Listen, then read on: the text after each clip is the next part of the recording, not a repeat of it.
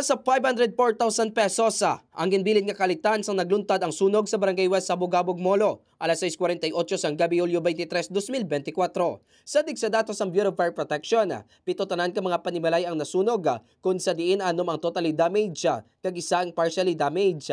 Ginkilala naman ang mga tagihas ng balay amo sa Elizabeth Dizon, Rosa Gange, Imelda Villanueva, Michelle Balon, Romeo Arafia, Beth Ilostre, Beverly Villanueva. Sa interview sa K5 News FM Iloilo kay Fire Officer 2 Earl Anthony Daroca, investigador sa Iloilo City Fire Station, ginpayag sini nga nagalin sa tunga nga balay ang kalayo pa hindi pa nila matumod kung ano ang gintunaan sini. Sa karon mga ka-K5, padayon pang investigasyon sa katapong ka Bureau of Fire Protection kung anong gintunaan sang kalayo.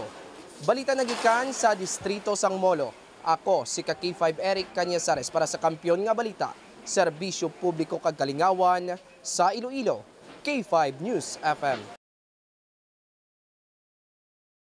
This news is brought to you by, do you feel tired all the time? Do you have frequent infections? Do you have always cold? It's a sign of low immune system. Boost your immune system with Clinica D3 Bio, antibacterial, natural antioxidant, immune system booster. Clinica D3 Bio has vitamin D3, lauric acid, and monolurine to fight against all viruses. Try Clinica Vitamin D3 with Coccus nocifera.